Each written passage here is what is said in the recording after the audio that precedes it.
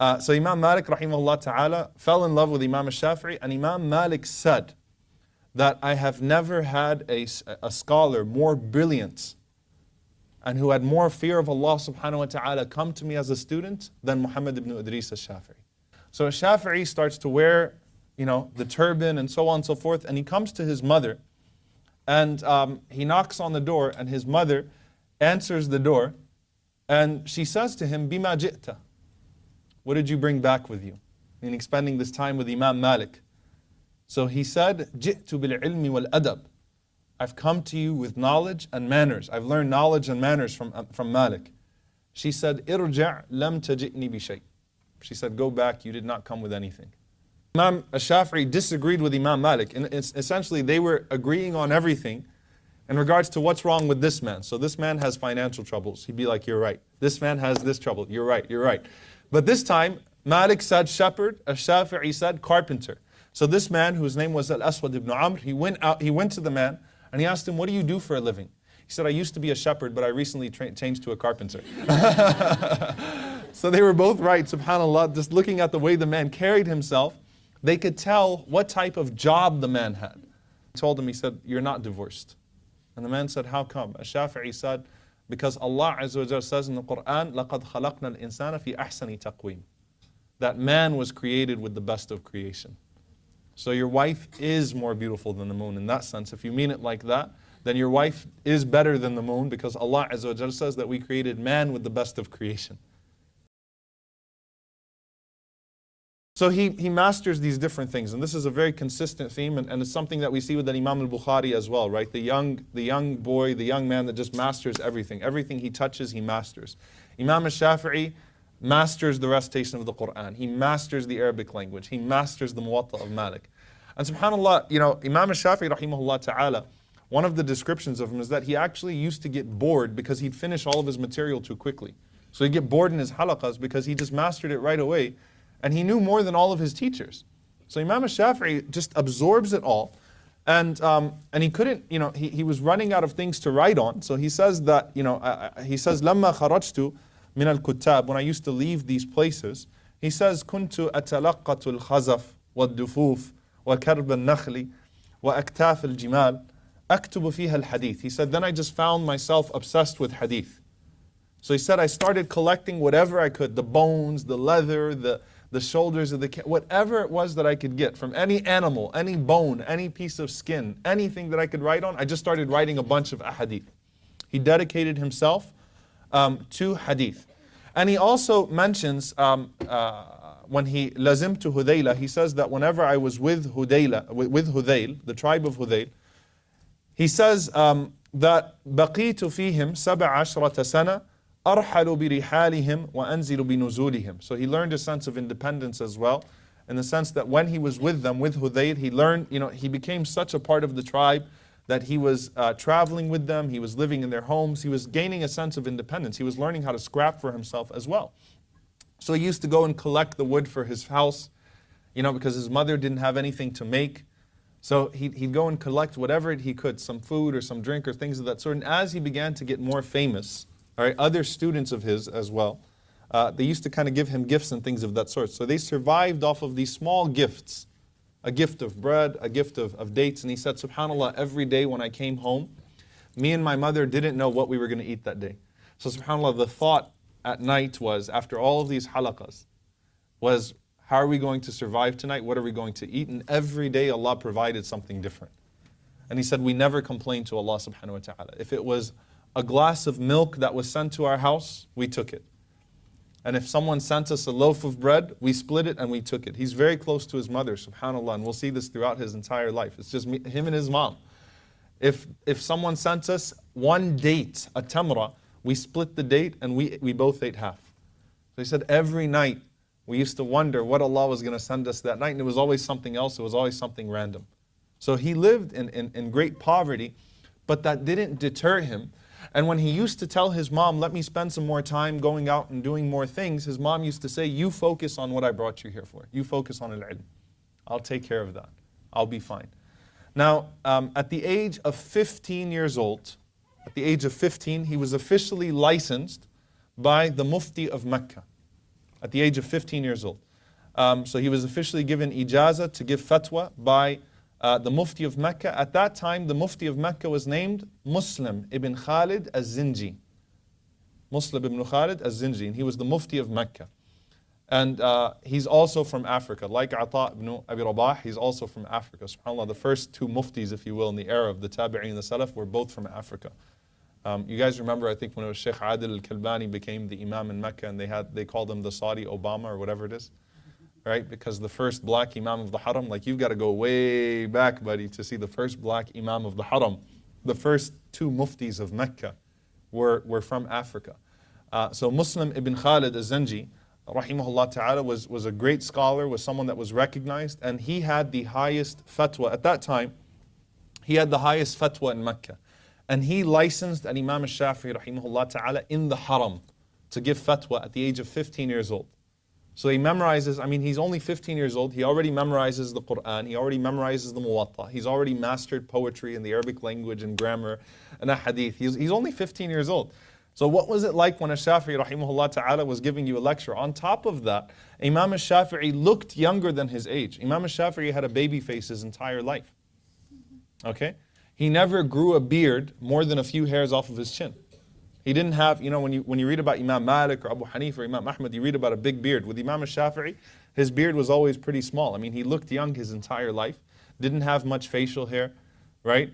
And subhanAllah, we find that this also connects him, by the way, to Ibn Abbas radiallahu anhu. It's interesting, as I said, that all of these Imams found themselves following in the footsteps of one of the Abadila. Ibn Abbas was that kid too, that, you know, that was just amazing and blew everyone away. And the fiqh of Mecca is the fiqh of Ibn Abbas. So the first fiqh he learned was the fiqh of Ibn Abbas. And so Imam Shafi'i rahimahullah ta'ala is sitting in the Haram. I just want to put you guys in this scenario. He's sitting in the Haram and it's Ramadan. And he's doing a class on fiqh as-siyam, the fiqh of fasting in Ramadan. And while he's in this class, he takes his water and he starts sipping his water. And they're like, that makes no sense whatsoever, right? How is it possible that this man is drinking water while teaching us the fiqh of fasting in Ramadan? So they asked him, they said, what is it, how is it, ya Imam, how is it that you're drinking water? He says that, I still haven't reached my puberty yet. I'm not baligh yet. And he said that it's hot outside and I find it difficult to teach you guys for all this time while not drinking water. Can you imagine in the Haram, Imam Shafi'i, a boy who hasn't reached puberty, teaching the kibar of Mecca, teaching the elders of Mecca fiqh of fasting, and like, yeah, I just got tired because it's hot, and I just wanted to drink some water. And subhanAllah, Shafi'i learned something there, by the way. He had a policy which was never ask him his age. If you asked a Shafi'i his age, he told you to mind your own business. Okay? And this actually happened in this one, and it seems in this majlis that someone said to him, how old are you? He said, istaqbil ala sha'nik, mind your own business. And he told him why. He said, because I heard Imam Malik, that if Imam Malik was asked about his age, he would tell people to mind their own business.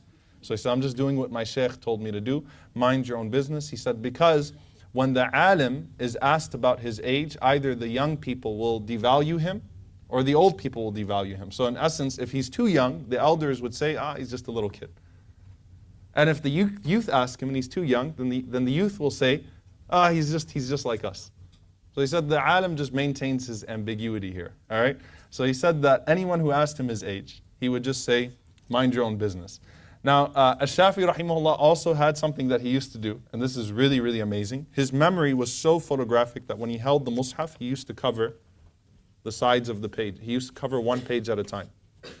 And they asked him why, and he said, because if I look at the mushaf when it's open and both pages are spread out, then I'm going to memorize it across. He just looks at the page and memorizes it. So he needed to cover the other side of the mushaf because he was just looking at it and he had such a photographic memory.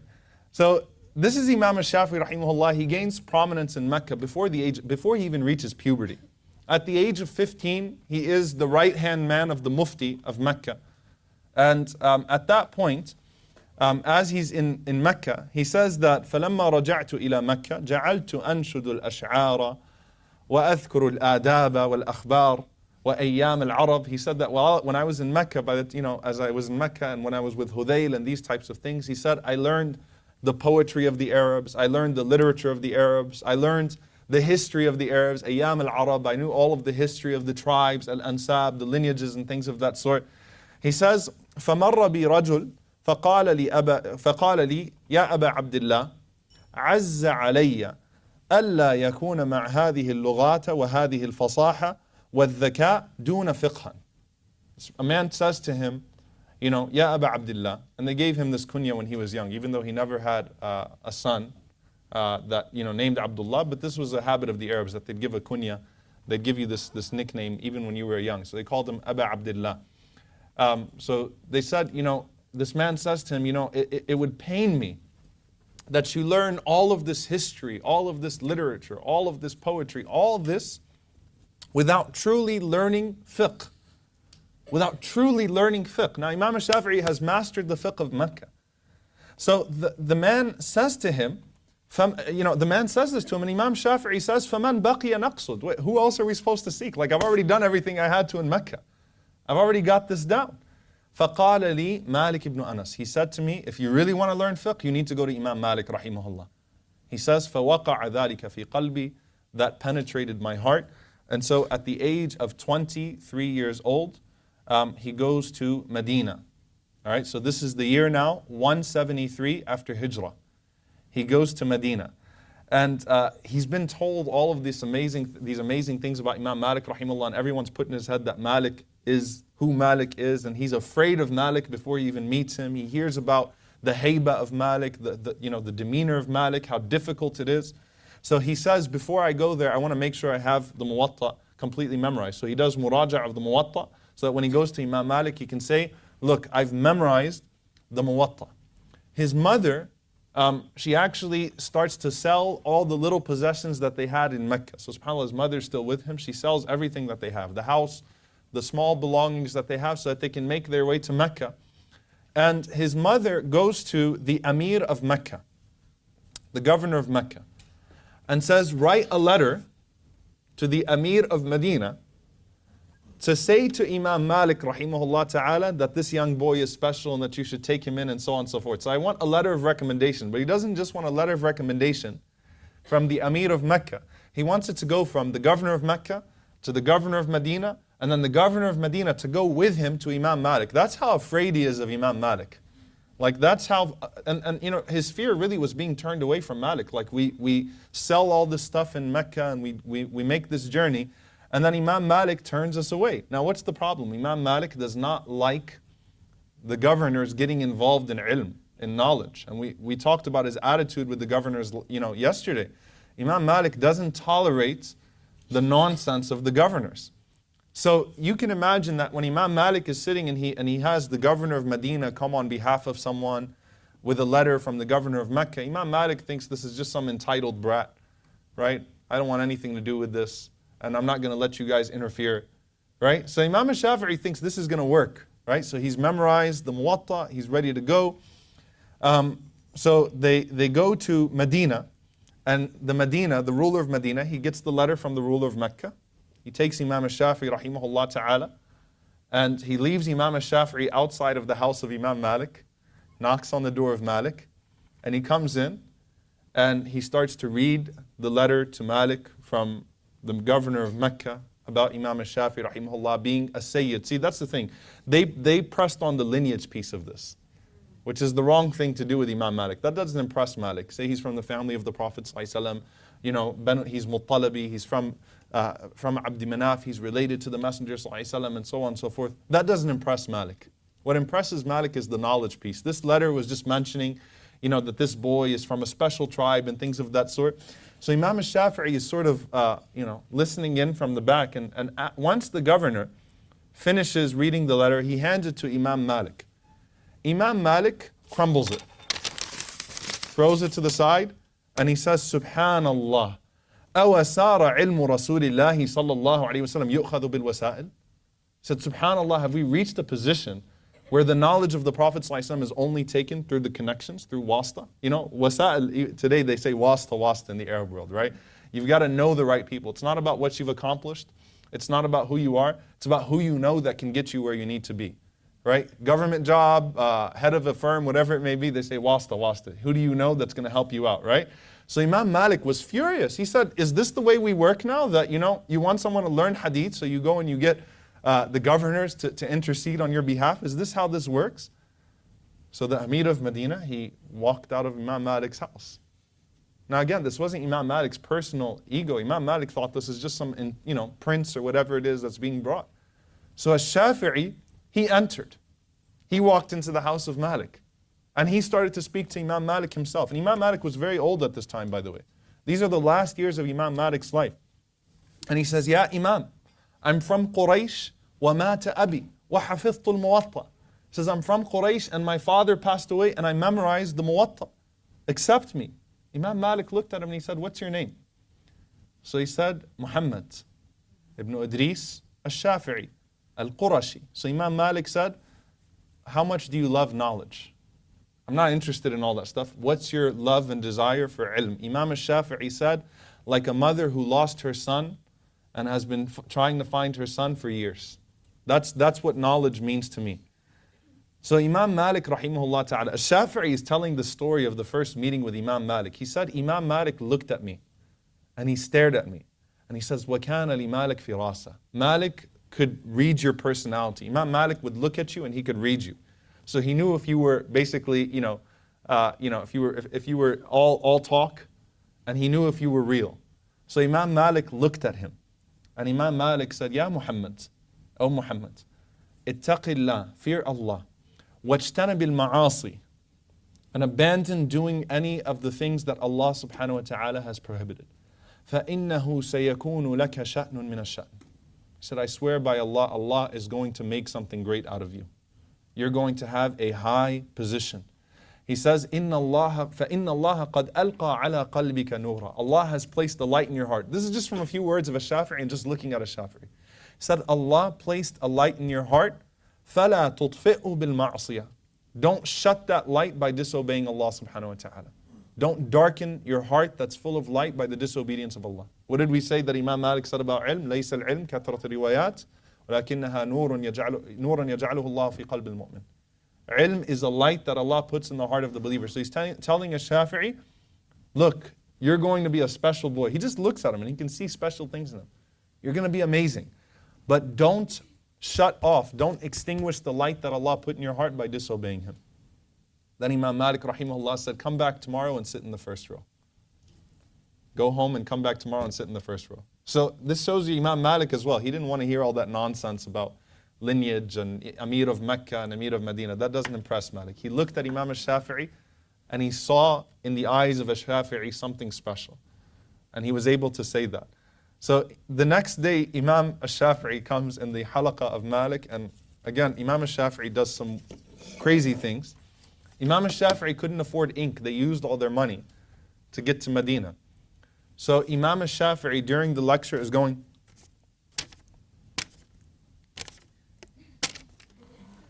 Imam Malik is looking at him like, what is this kid?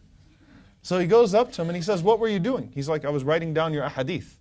He said, using what? He said, using my spit. I was marking the ahadith that I was memorizing from you using my spit. He said, really? He said, yeah. He said, recite it back to me. So Imam Shafi'i recited everything that was said that day back to Imam Malik rahimahullah ta'ala. And he said, Imam Malik was blown away. So Imam Malik said, you memorized the Muwatta, right? I said, yeah. He said, read it to me. So he said, I kept reading it. And Imam Malik said, read more. So I kept reading. And he said Imam Malik loved his Arabic. So he would say, Ya fata zid. And keep reading. Imam Malik loved to hear this beautiful, eloquent Arabic and this perfection in hadith without making any mistakes. So he said for a few days, every time Imam Malik finished his class after that, he'd tell Imam Shafi'i, come forth and start reading to me. And Imam Malik would say, Ya fata zid, keep increasing until nighttime came and then they went to sleep and the next day he did the same thing. So Imam Malik rahimahullah ta'ala fell in love with Imam Shafi'i, and Imam Malik said that I have never had a scholar more brilliant and who had more fear of Allah subhanahu wa ta'ala come to me as a student than Muhammad ibn Idris al-Shafi'i. And he only had him for a few years at the end of his life. And Imam Malik said, this is the best student I've ever had. SubhanAllah. So he expresses that confidence in him.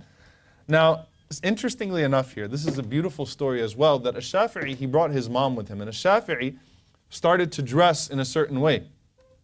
All right, because again, in the halaqah of Imam Malik, you're going to dress a certain way.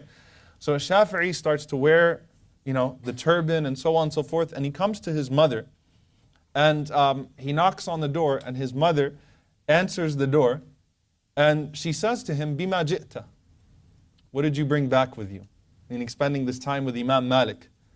So he said, Ji'tu bil ilmi wal adab. I've come to you with knowledge and manners. I've learned knowledge and manners from Malik. She said, Irja' lam tajitni bi shay. She said, go back, you did not come with anything. So Imam Shafi'i goes to Imam Malik now, like, I went to my mom and she said to me, what did you come with? And I said, al-ilm wal-adab, knowledge and manners. And she said, you haven't learned anything. So Imam Malik rahimahullah said, go back to her again. And when she asks you what you came with, say, ji'tu bil-adabi wal-ilm. I've come back with good manners and with knowledge. Why? Because Imam Malik remembers that his mother used to say, اذهب إلى ربيعة فخذ من أدبه قبل علمي. When his mother used to put the turban on him, she would say, go to Rabi'a and learn from his manners before his knowledge. Ash-Shafi'i's mom is just like Malik's mom. So Malik says, try this. Ash-Shafi'i goes back to his house, says, what did you come with? He says, al-adabi wal-ilm, good manners and knowledge. So when he did that, she opened the door and she hugged him and she embraced him, and everything was okay. All right? And subhanAllah, Shafi'i rahimahullah ta'ala, this is very beautiful, that Shafi'i, despite being the scholar that he was, he used to frequently quote his mom in his lectures. Right? Meaning he'd say that my mom told me this, my mom told me that. And he would say, Ummi qalat li, my mom told me this. So he was a mama's boy in that sense. And he had no shame saying that my mom said this to me and my mom said that to me. Not a sheikh fulan said this sheikh said that. No, my mom said this. So he said, my mom told me not to trust those whose words change between two Jum'ahs. So if a person's words have already changed between two Fridays, my mom told me not to trust them. So he would quote his mother in his lectures as well, subhanAllah.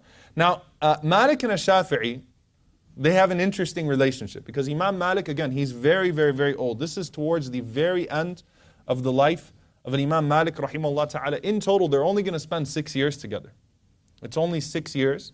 And as we said, Malik sponsors him and he sponsors his family. He takes care of him and he takes care of his mom. But what was their relationship like? Imam Malik rahimahullah didn't just see Ash-Shafi'i as this very young kid, who has potential. Imam Malik used to have fun with him in the sense that he used to talk to him. They used to try to solve things together. And both of them had that quality of firasa. Firasa, again, is the quality of looking at a person and you can tell certain things about them by looking at them. So Imam Malik and Imam Shafi'i, they would sit and they would see people walk by. And if a person looked, like he was mahmoom, if he had issues and, if he looked like he was concerned, they would figure out what he was concerned about by looking at him. So Imam Malik rahimahullah would say that look of concern on his face, the man is having financial difficulties. That look of concern on his face, he's having issues in his marriage. And they would basically say it to each other. And then one of the students that's listening to Imam Malik and Shafi'i, they'd look at people and they were challenging each other's firasa. Right? So one of the students, he says that one time a man passed by and Imam Malik rahimahullah said, that man's a shepherd. Imam Shafi'i said, no, he's a carpenter. So Imam Shafi'i disagreed with Imam Malik. And essentially they were agreeing on everything in regards to what's wrong with this man. So this man has financial troubles. He'd be like, you're right. This man has this trouble. You're right, you're right. But this time, Malik said shepherd, Shafi'i said carpenter. So this man, whose name was Al-Aswad ibn Amr, he went to the man and he asked him, what do you do for a living? He said, I used to be a shepherd, but I recently changed to a carpenter. So they were both right, subhanAllah. Just looking at the way the man carried himself, they could tell what type of job the man had.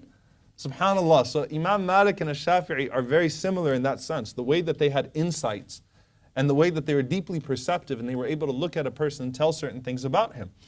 Imam Shafi'i was shy to disagree with Imam Malik in front of him though. And there's an interesting case that took place. Remember how we talked about strange divorces? Harun al-Rashid telling his wife, that you need to sleep outside my kingdom tonight. Okay? A man comes to Imam Malik rahimahullah ta'ala in front of a Shafi'i and he says to Imam Malik that I think I divorced my wife by accident. He said, what did you say?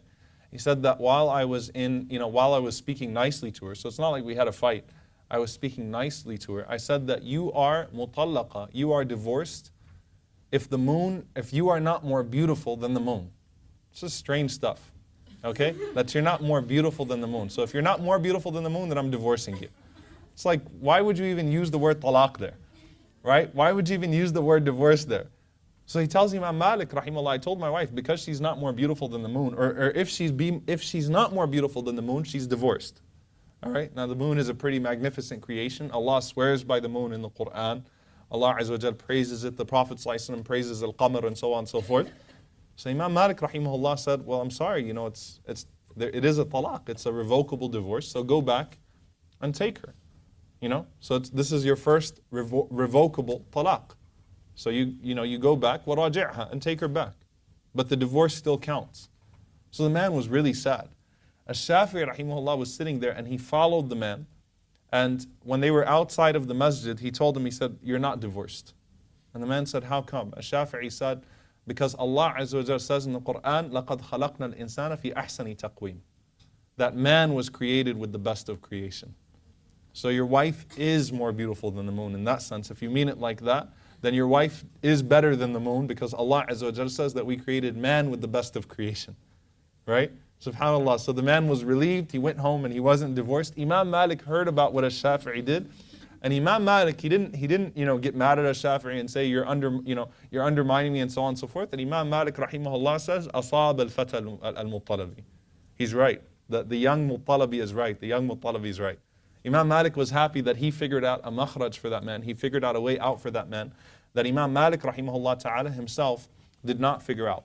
So he stayed with Imam Malik rahimahullah for 6 years and he did not leave him. And this is the same thing that Abu Hanifa did with Hammad. He did not leave him until his death. Okay? So Imam Shafi'i stuck with him for the last 6 years of his life, and Imam Malik rahimahullah passed away in the year 179 after Hijrah. So Shafi'i at this age is how old? 29 years old. Okay, so he's only 29 years old when Imam Malik passes away. And Imam Shafi'i always held Malik in very high, at a very high level. He always used to say, هذا قول الأستاذ. This is what the teacher said. This is what the teacher said. When he's talking about things, he says, هذا قول الأستاذ. He did not disagree with Imam Malik much. He would just say, this is what Imam Malik said. Because again, they're from the same school of Ahl al-Hadith. Imam Shafi'i is joining the school of Ahl al-Hadith, where they use the ahadith and so on and so forth, and that's how they answer these fiqh masail. And he would say, this is what al-Ustad, this is what Malik said. Now let's talk about some of the special qualities